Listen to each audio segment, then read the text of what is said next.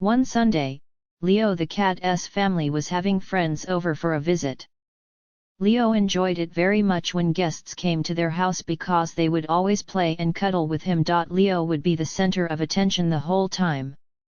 If he was lucky, someone would hold him and rub his ears for hours. That day, there were delicious smells coming from the kitchen. The family was preparing waffle batter. Leo especially loved the milk that went into the batter. He could sniff it from anywhere in the house. Leo was very good at observing. Nothing escaped him, and today was no different. He sat down on the tile floor of the kitchen and closely followed the waffle preparations. Of course, he was always hopeful that he would get some scraps. Maybe something would spill on the floor and he would get to lick it up, but not this time. What a pity! He dreamed of tasting the milk. But Leo's family always fed him at specific times. They worried that he might get too fat. When the delicious-smelling waffles were ready, his mom sprinkled them with powdered sugar and served them to the guests. Unable to resist sweet things, Leo ran to each guest in turn, meowing affectionately to see if he could get them to share their waffles. But every guest followed the rule about not feeding the cat. With a sigh, he took one last sniff of the delicious scent and retreated to the sofa. That's when he had an idea. He would wait for the next day when everyone went to work and he had the whole kitchen to himself. Then he could do whatever he wanted. That night he could hardly sleep because he was so excited. The next morning, the family said goodbye to Leo the cat. As usual, his mom said, "Be a good boy, have a nice day, and we'll see you tonight." "Meow," Leo replied like always, which meant, "Of course I will."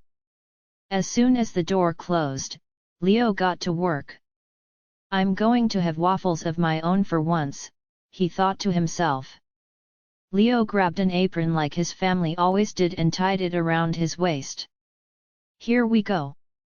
First, I'll need a bowl, but it's all the way up in the cupboard. I need a ladder," he thought to himself. "Phew, how exhausting!" grumbled Leo as he gathered the flour, sugar, butter, eggs, milk and a pinch of salt. "It's a good thing I watched so closely yesterday. They make it look so easy." Fortunately, the waffle iron and mixer were still on the countertop, all clean and shiny from the day before. Perfect!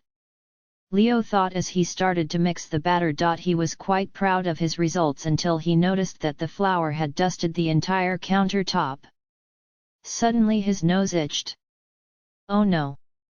Achoo! Leo had sneezed so hard that dough stuck to his mustache and flour covered the floor around him. "Meow, I'll clean that up later," he thought. He grabbed the mixer and started whisking the dough. Oh my, it's splattering everywhere!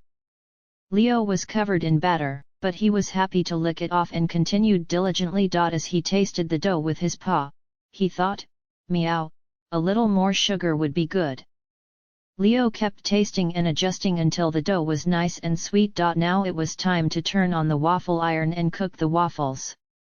He scooped the batter with the ladle, but he was no longer sure how much to use. The batter spilled onto the countertop.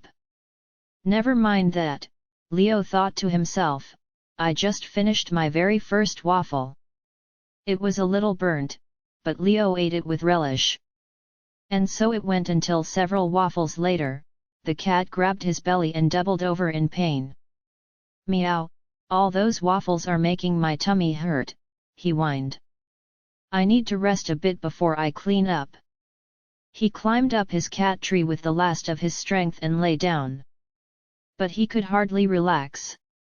He looked at the kitchen clock and thought, "Meow, it's almost 5 o'clock. The family would be home soon and he still had to clean up." With a terrible stomach ache, he got up and rinsed all the dishes in the sink and put them away.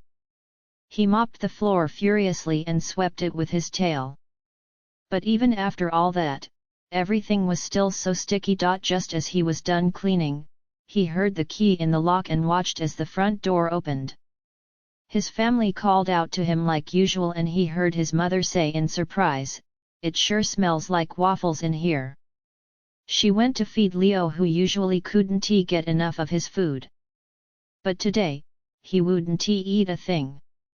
He was exhausted and his belly was sticky from all the sugar. She scratched Leo behind the ears and said, "You're all sticky. What did you get up to today? Are you not feeling well, Leo? I think you should go to sleep early and get some rest." Meow, meow, meow. Leo the cat quickly agreed before jumping into his basket so she couldn't ask him any more questions.